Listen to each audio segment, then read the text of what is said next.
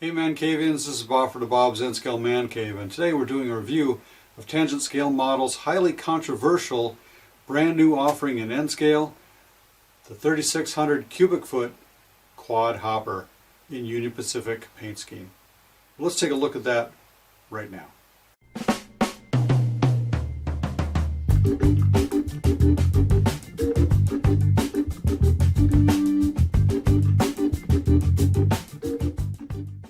If this is your first time visiting the Man Cave, consider subscribing or ringing that bell down below.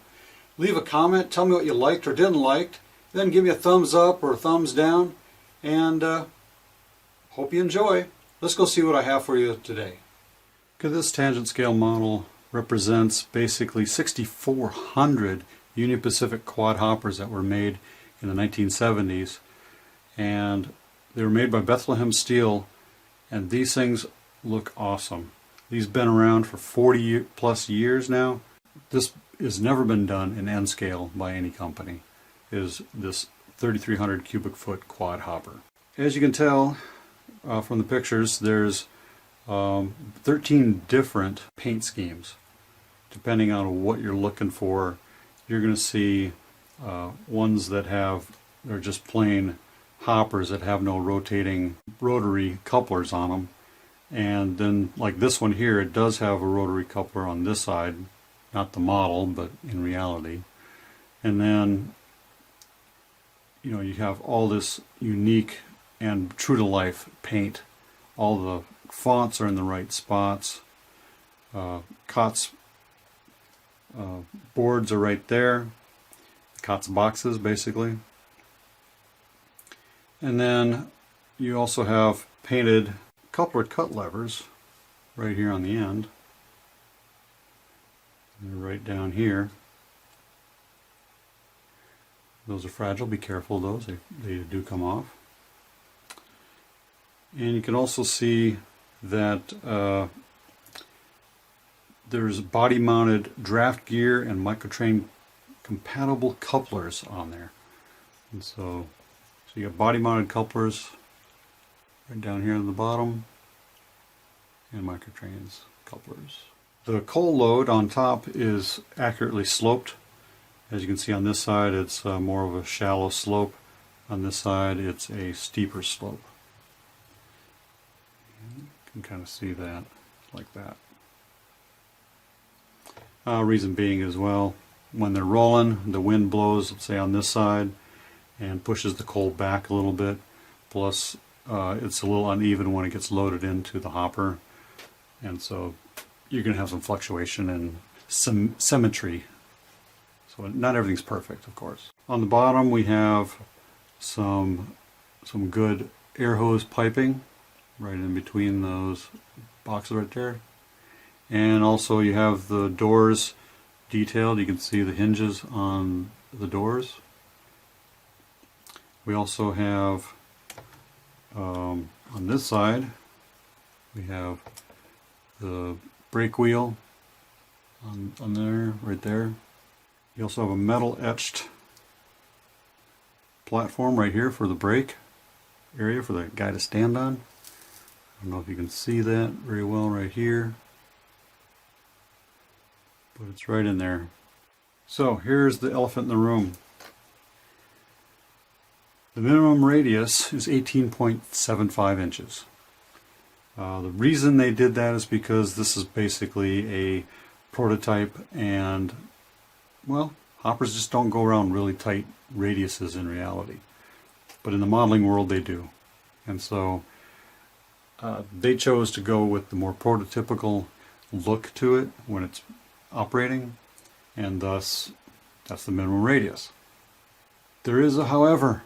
18.75 is also the minimum for HO. So they're trying to keep the same thing, but it doesn't really relate in N scale as much. But you can fix this. And the easy way to fix this is by removing the airline hose. And if you go on this side here, I've already removed the airline hose, but basically you just take a tweezers and pull off the airline hose. There's two little nubs that fit slide in there to hold it in place. And then on the other side there is a little bump that was right in here along this box, and you just basically shave that off, because as you can see it would hit right on that little nub if it was there. So now this wheel rotates pretty easily, and it will now get down to 12.5-inch radius. Without removing this nub, it would be 15. Here's an example of the close-up view of this lettering on the end. You can actually read that. Cool. And there you can see the coupler cut lever detail down at the bottom.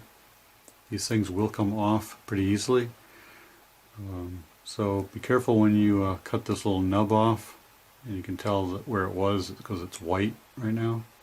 You can paint that if you want, but cut toward the wheel, because if you cut the other way, I lost the coupler cut lever on my other one. It fell off. Don't know where it went. It's a goner. But the good thing is you can replace it by getting some from Tangent Models. There is spare parts.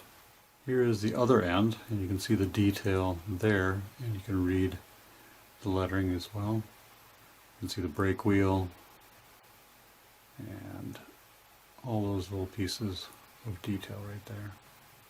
Okay, let's attempt to see what it looks like when I don't have those air hoses removed. And I've got some Bachmann Easy Track, and it's at 11.25 inches. And so we're going to push this along and see how far it can go before it binds up and stops. Ooh, barely made it past the first section of the curve. That's not very good. If you have a long train that's kind of heavy, it would probably bind and probably derail with all that extra drag on the train. Let's try it on a longer track. In this case, we have some normal Atlas Flex track, code 80, and it's about 18, maybe 19-inch radius. Might bind a little bit at that railroad crossing, but we'll see how far this goes around this corner. It goes pretty good. It doesn't bind when it hits the corner like it did on the 11.25, and so it looks pretty good. Now after I removed the air hose and the nub, it should go around at 12.5, probably 12, and hopefully in this case 11.25. So we're going to try pushing that around there and see how far it goes this time. Let's try it. Ooh, goes all the way around. If I'd pushed harder, it would have gone right off the edge into the creek. That's pretty good. Let's try it on the larger radius. Oh, and this time it goes a little bit farther, so it probably was binding up a little bit. Probably a little bit less than 18 inches. So let's try coupling.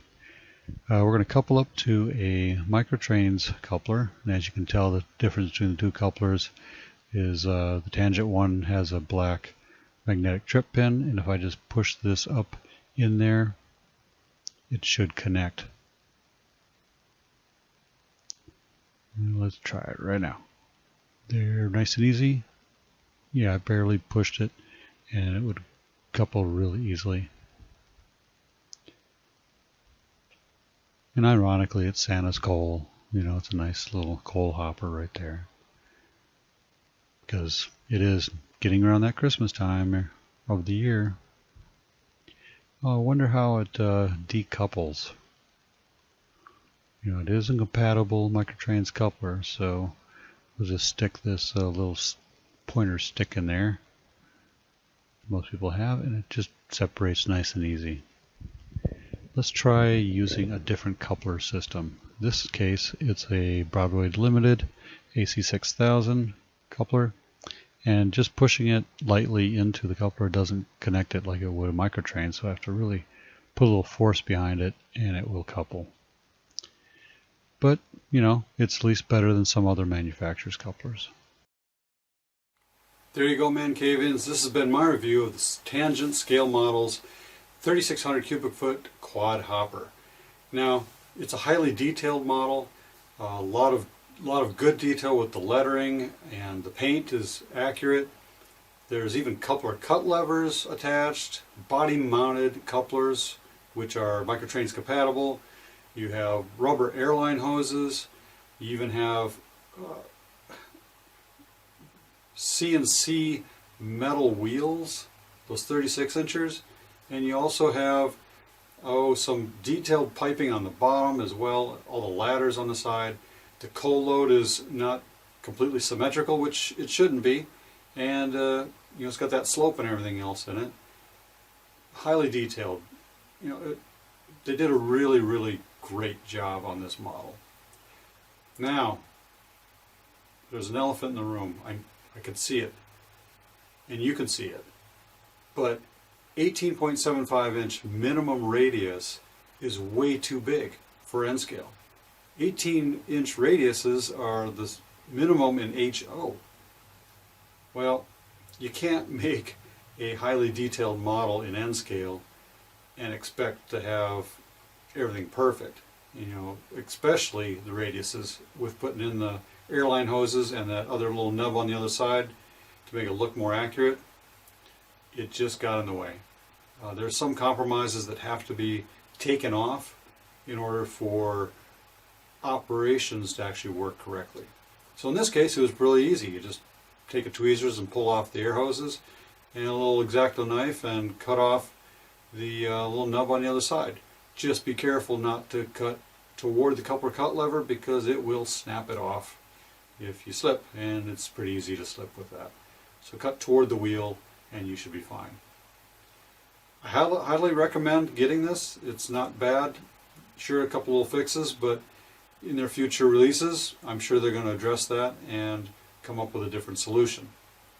So I hope you enjoy it, and you know what to do. So happy model railroading, and stay off those tracks.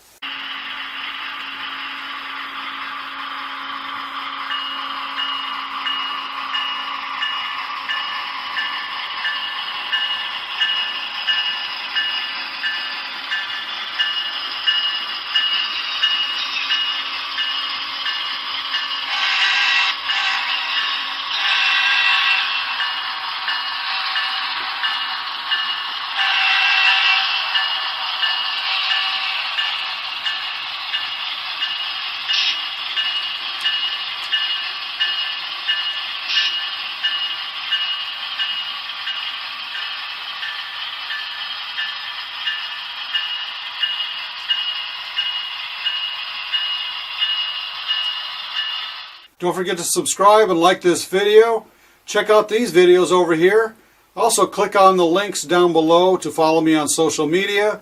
And leave a comment. Tell me what you liked. And as always, Mancavians, happy model railroading, and stay off those tracks. Bye.